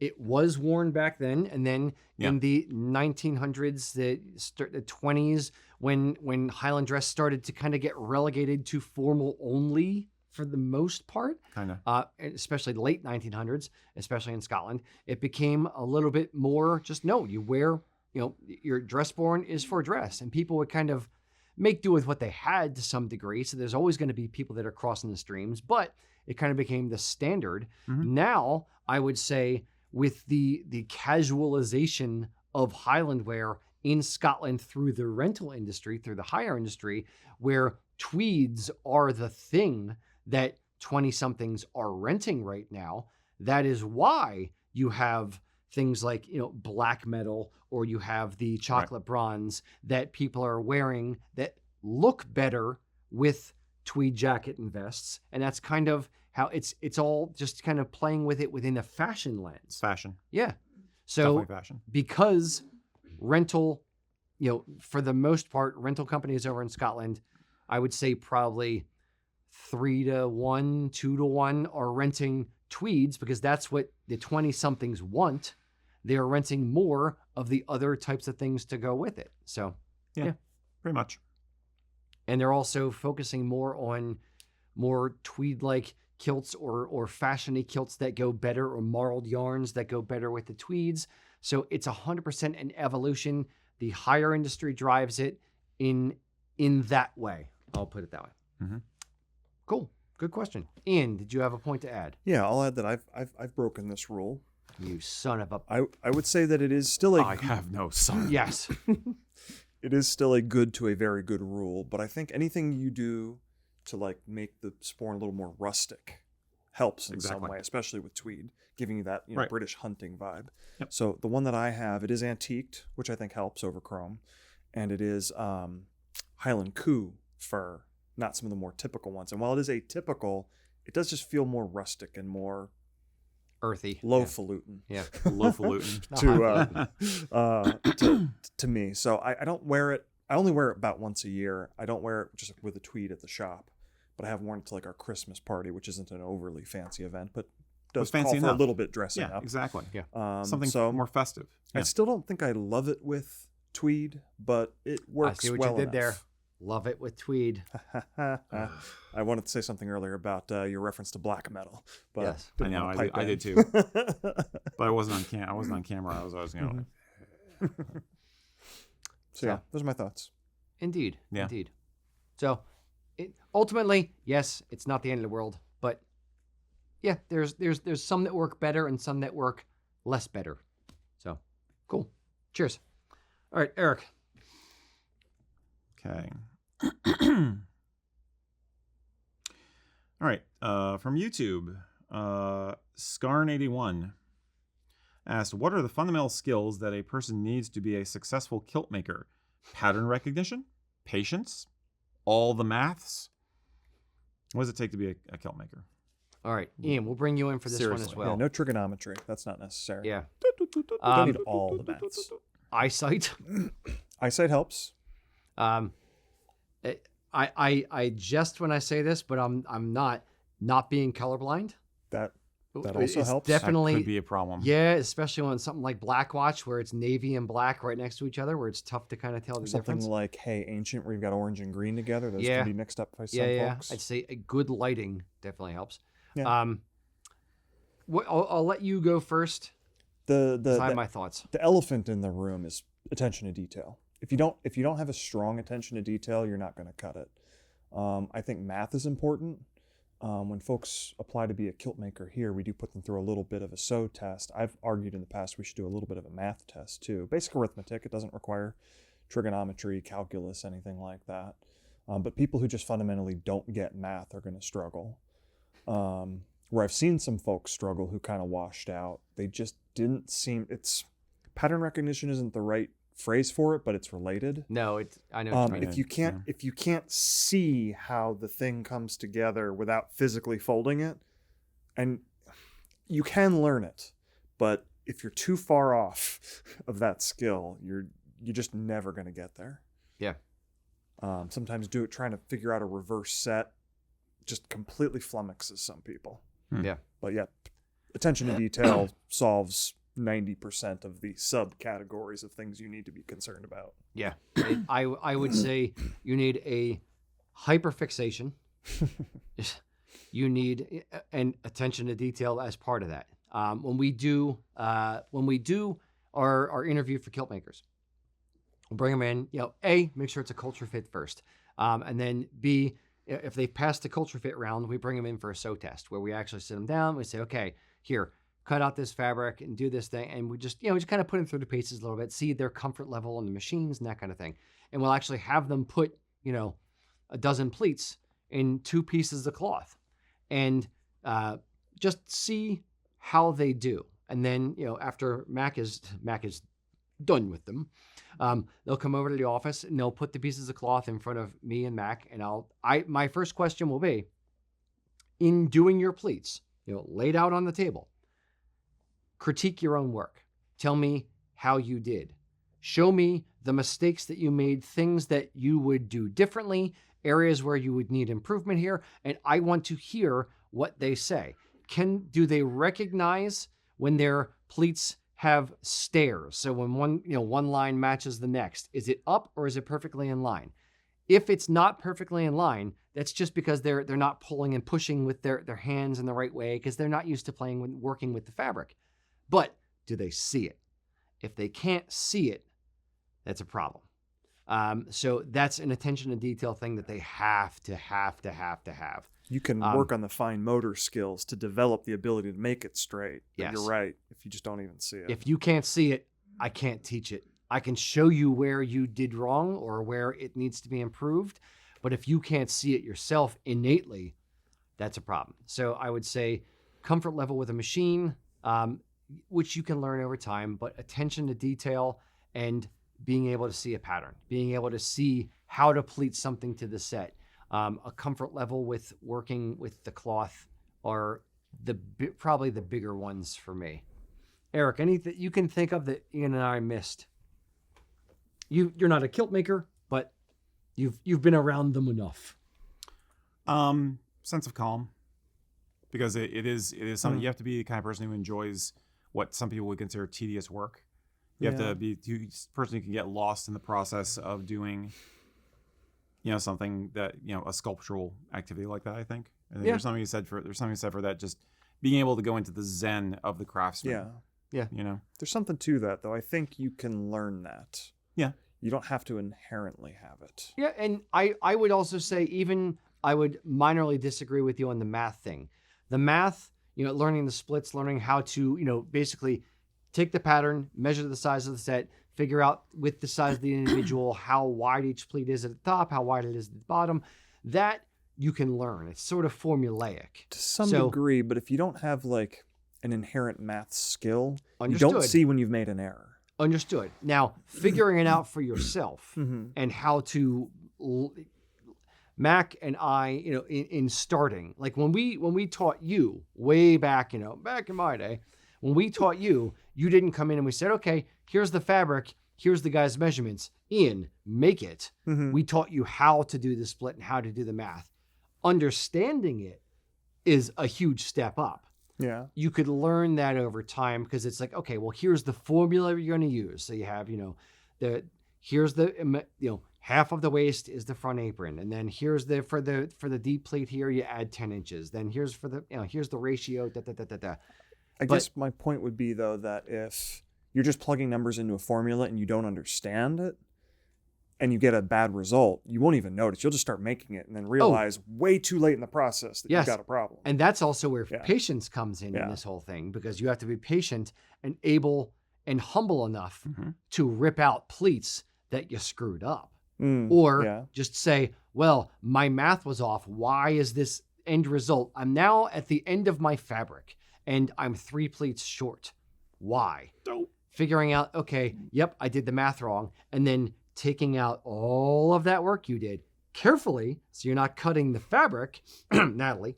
And don't get me started. So called her out by name. That was ages ago. Ouch. Deep cuts, you would say. Yeah, but that was From like the 10. top That was like rope. 10 years ago. That was more than 10 at this point. Yeah, it's fine. It's fine. But but it's learning to be patient and really, really focusing on the tiny details. And if you screw up, not freaking out, staying calm, staying level, and saying, okay, all right, I just have to do this part over. It's not good enough. It doesn't meet the standards, So I'll add one more to the category here: quality standards. It's attention to detail and standards of quality. You have to figure out what is your tolerance for good enough. When we first started, what we tell our kilt makers here is it's a thread and a half. So if your kilt pleats are more than a thread and a half off, you have to tear it out and redo it. It's if a center stripe is 8 threads wide, if a white stripe is 8 threads wide, if it's 1 thread off or 1.5, it's okay. It's not that bad of a deal. But if it's 2 threads off or more, it's not good enough. Tear it out and redo it. So attention to detail and where you set your quality standards, they're kind of kissing cousins, so to speak, but they're definitely related. So you're welcome, kissing cousins. Any other thoughts on what innate skills or I think mentalities? attention to detail really covers a lot of them. Yeah, it really does.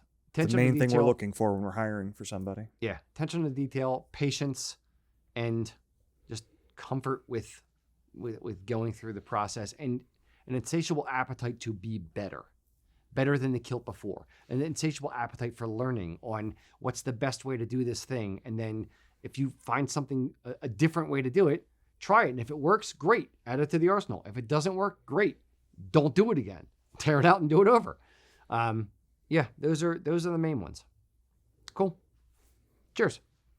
All right, Ian, what do we got there on the interwebs? Yes. Let's go with question from Michael Milholland.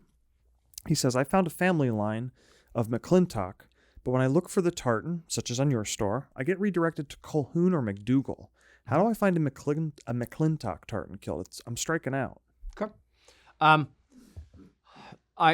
If you're looking for a particular tartan and you're striking out on websites like ours or any other kilt company that has, SEPs and list SEPs and things like that, I would say start with the Scottish Register tartans and search for McClintock. Right. Spelled the way you spell your name. If something pops up, look at that particular tartan, and it may or may not be readily available. It may or may not be woven by any of the mills. This is, the mills are a commercial enterprise. They are not going to weave all of the 7,000, 8,000, 9,000 different tartans and stock support them that are in the register. So start there. If you search McClintock with a CK, but it may also be spelled with a K on the end, no C. Search for it a couple different ways. Spelling as a convention, as a standardization. Spelling wasn't really standardized until the 1850s, when Webster's Dictionary, I think it was 1852. So Webster's Dictionary in the 1850s is when spelling of words started to become standardized. Then in the latter half of the 1800s, 19th century, did names start to become standardized. And when people came over, to Ellis Island or emigrated to different places, or not Ellis Island was later, but when people emigrated, they would say to the customs agent, "This is my name." And the customs agent, who may or may not know how to spell real well, and you as someone emigrating may not know how to spell your name real well, just wrote it down. Okay, this is your name now. So that's where McClintock with a CK may have just been McClintock with a K. Or Mick MC Lintock versus Mac Lintock versus MACK Lintock. Like it's all these things were not standardized back then. That's why when people do their own family genealogy and jumping the pond, so to speak, when they get to the relative who was here in America or Canada or wherever it was, and then they try to go back to Ireland or they try to go back to the UK or try to go back to Scotland, whatever, that's where they run into problems because the name may have been different or it may have evolved differently over there. So don't get super duper hung up on the spelling of the name if it's way back then, because it may have been different, even though it may have been the same family. Erik, before I continue on, are there any thoughts you have with this stuff? Yup.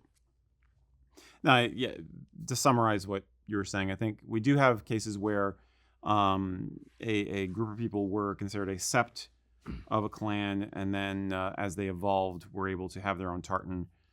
They might still be considered a sept, but they also developed their own identity as an independent clan, either colloquially or officially. And so you wind up this situation where there didn't used to be a Smithosen tartan, but now there is. The problem is there's only so many Smithosens out there in the world. So you can get the Smith tartan, but the Smithosen exists because somebody, out the goodness of their heart, registered it, designed it and registered it, and it's on the registry. But there's no financial incentive for it to be woven. So if you want it, you wind up having to do like a special order, get a group order together so that you and all the other Smithsons can get your unique tartan that you want, because it's a recent thing and there's not a lot of people who want it.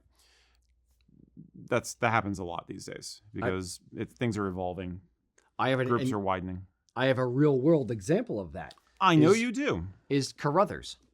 Yes. There was Carruthers is a sept of Clan Bruce, and the Carruthers Clan Society wore the Bruce Ancient Tartan as their official clan tartan.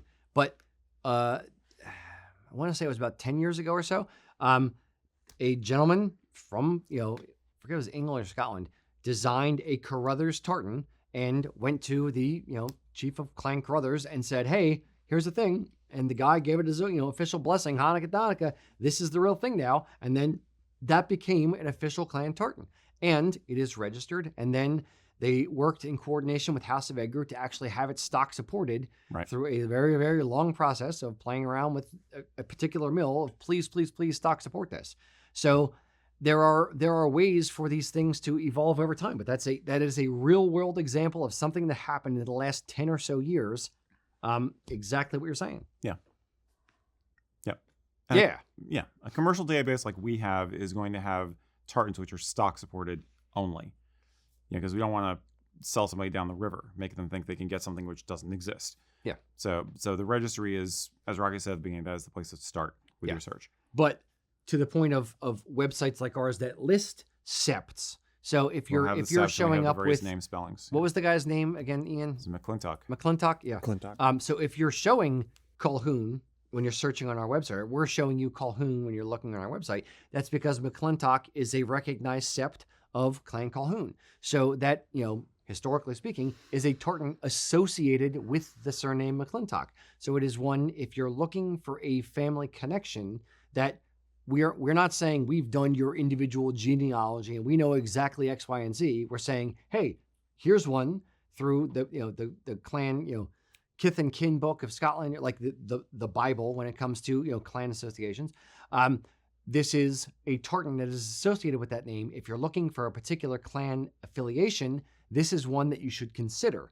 Or, if you want to find a universal tartan or something else, you can do that as well. But our website's job is to show you tartans associated with your name on some level. Mm-hmm. So, companies that are good stewards of the culture or trying to do something right by their individual customers would list things like that. So I would hope. Anyway, we do. All right. Indeed. That was Ian. Eric. Yes. Matt Horn asks, why is pleating to the stripe not the default for most kilts? From what I've heard, it uses less fabric, and I imagine would be simpler for the kilt maker. I understand not every tartan will look good to the stripe, but certainly the majority would. Is to the set just to make it look more civilian rather than military? Why isn't it to the stripe more standard? More standard. Yes, he's actually kind of either accidentally or on purpose touched on a thing of, kilts pleated to the stripe being a military type thing. If you go back, way back, my attention to detail gene, so to speak, hates, and I use that word not lightly, hates old examples of kilts from way, way, way back when, pleated kind of haphazardly in a 4-yard, which is standard way back then, pleated in a kind of haphazard way across the back of the kilt. I can't look at it. It hurts me.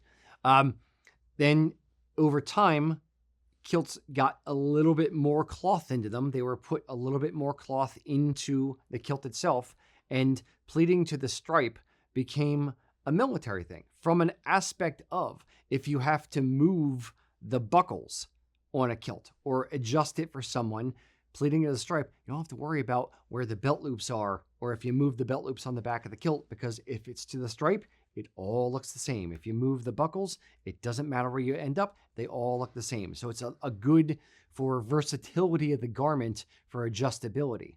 And that's kind of why the military would do it, is because it's uses a little bit less cloth than pleating to the set, and it's easier to adjust. Now, civilian-wise, yes, pleating to the set became more of the standard. Eric, what are your thoughts on it? I kind of lost train of thought mid-sentence there. I didn't really have thoughts beyond what you said, honestly. But okay. Yeah, it was a military tradition, and it is more efficient. And our coworker Mac talks about this sometimes, as he's a World War I reenactor, among other things. And he talks about how you can see kilts that had a lifespan where they went from one person to another, one soldier to another, or where something had to be adjusted, and you can look back and see where they unstitch and restitch things, and making it to the stripe allows you to do that. And in a war economy where fabric is getting more and more expensive, using less fabric makes a lot of sense. But the advent of the 8-yard kilt, which was invented towards the end of the 19th century, I think, meant that it was more of a luxury good. You could do more stuff with it, and so somebody got the bright idea of, hey, we can make these pleats look like something. This would be cool. A lot of the examples he's talking about with the haphazard pleating, it's much earlier. I mean, like I see 19th century, especially if you go past like the 1870s, back like 1850s, 1840s, it can be like in the back because they just didn't care. It wasn't important to them at the time. So pleating to the set, in a sense, is more of a modern thing, you could almost argue. And obviously there's no rule against it. There's no rule against one versus the other. Nowadays, you can wear either one. But I think, it really depends on the kilt wearer. I think pleated to the set feels safer to a lot of people. And sometimes, depending on your tartan, pleating to the stripe can be very dramatic. And I think that turns some people off. You look at some of the backs of something, like if there's a yellow accent stripe and they've pleated to that in the back, it's just like, what? You got yellow striped butt. Or you wind up having what we call the lawn chair effect, where it's just like you have these blocks of color that develop horizontally, just by how you pleat it. And it just doesn't look very flattering, at least to a lot of people like myself. So pleating to the set is preferable from that standpoint. Pleating to the stripe when it's done well, has the advantage of you get that nice little color pop when you move. When the pleats open up as you're in motion, you get that little bit of a sneak of the colors underneath it. It looks kind of cool. But it's just pleated to the set is just safer. Yeah, it's safer. I would say all kilts look good pleated to the set Like he himself. because you're recreating the pattern. If it's the way that I've described it to people is it's the Christmas tree light trick. So if you're looking at a tartan and you squint your eyes at it, like when you're putting lights on a Christmas tree, when you squint your eyes at it, you can kind of see where the lights are missing and you adjust the tree accordingly. Same kind of theory holds true for a kilt. So with the MacDonald Clanranald tartan that I have on now, if you squint your eyes at it, this white stripe is the thing that pops out. So the kilt would look okay pleated to that white stripe, in my humble opinion. If you squint your eyes at a kilt and nothing stands out, really jumps out, there's no super high contrast element, to me, it would probably look better pleated to the set. Now, the lawn chair effect was something that was, I started seeing it back in the days of X marks. I'm one of those who, kind of coined the term lawn chair, where if you pleat, let's say the tartan that I have on here, if you pleat it to the gray block, where every pleat vertically has just the gray block, and then, what you end up with is horizontally white stripes going across or the red lines going across, but nothing interesting vertically happening on the back of the kilt. You can have the cool effect that you kind of alluded to, where when you walk, if you pleat it to the block right before the white stripe, so that it's just barely hidden, when you walk, you get that little flash of white or a little flash of red or whatever. It can look cool in that way, but standing still, for my money, I don't like the horizontal bands across the back of the kilt. So when in doubt, pleat to the set. Every kilt looks good pleated to the set. Not everyone. Some look good pleated to the stripe, or it could be your personal opinion. You could be like me and say, look, if it's pleated to the block, which is technically a stripe, it doesn't look good. And if I made that as a kilt maker and said, okay, well, here's your kilt, because you didn't specify, I don't mind, or I don't want the block, I want a particular stripe, and I made it to the block and handed it off to you. If I got that, I'd be furious. I'd be like, nope, don't like this, take it back and redo it. And then you'd be in a fight with a kilt maker. Yeah. So yes, it really comes down to personal preference. And if there's a particular stripe you want it pleated to, talk with your kilt maker about it. Or if there's a block you want it pleated to or not pleated to, in my case, then let that be known as well. So cool. Hope that information helps. Was that you or was that Ian? That was me. That was you. That was him, Ian. but we are getting to about 5 o'clock, and we still want to address the question of the day thing. Oh, Yeah, we yes. should do that. Thank you for reminding me. Do that, Okay. Rocky. Ian, what has the feedback been for the question of the day? Let's remind people what it is. Adam or somebody, bring that on screen. There you go. Look at that.